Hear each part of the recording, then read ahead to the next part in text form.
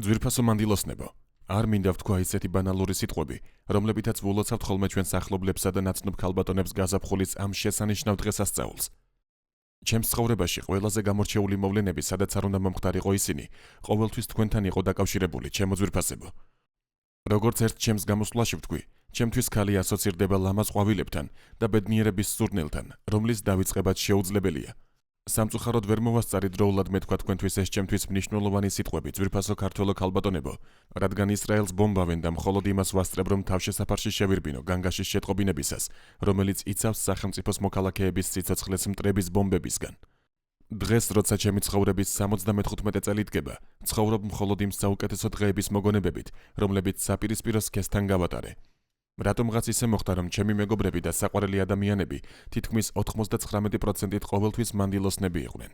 და სხვათა შორის დამეთანხმებით, რომ არსებობენ მამაკაცები, რომლებიც ქალებს არასოდეს შეუყვარდებათ, ეს მამაკაცის გარეგნობაზე დამოკიდებული არ არის.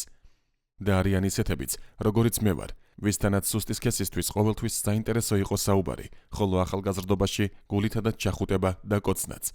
ისე მოხდა, რომ ჩემი ახალგაზრდობის დროს SSRK-ს ყველაზე ცნობილი იურიდიული ინსტიტუტის ყველა გოგონას შორის, ხოლო მათ შორის ბევრი ლამაზი და ძალიან ლამაზიც კი იყო, მე ბერლინელი გოგონა ავირჩიე და ისე შევიყვარე, როგორც არც ერთ რომანში არ უყვართ. ჩემი პირველი ვაჟი თბილისში დაიბადა, საუკეთესო ექიმთან, მაგრამ მაშინ არავინ ვიყავი ჩემი მდიდარი სიმამრის ნათესავების თვალებში. თავად ის იმ დროს თბილისში არ იყო, რადგან ციხეში იჯდა, იმის გამო რომ საქონლის წარმოებით იყო დაკავებული, ანუ ცეხოვიკი გახლდათ. კიევის პროკურატურაში რომ გაიგოთ, რომ ჩემი სიმამრი დამნაშავე იყო. ჩემი კარიერა ძალიან სწრაფად შეწყდებოდა და ვერ დავამთავრებდი ასპირანტურას, ვერ გავხდებოდი მეცნიერებათა კანდიდატი და შემდეგ უნივერსიტეტში პრორექტორი.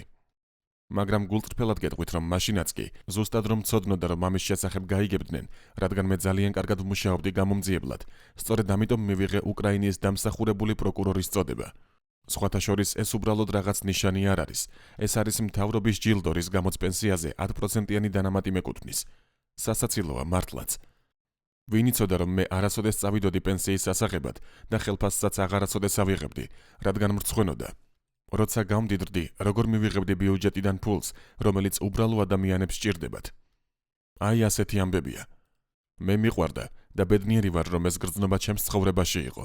გამოგიტყდებით და ვიტყვი, ახალგაზრდობაში ჯერ კიდევ სანამ ცოლს მოვიყვანდი, ქორწინებამდე მეც როგორც ყველა ახალგაზრდა ადამიანი, ვხვდებოდი გოგონებს, იყო სერიოზული ურთიერთობებიც, ერთმანეთს ძლიერ ვკოცნიდით.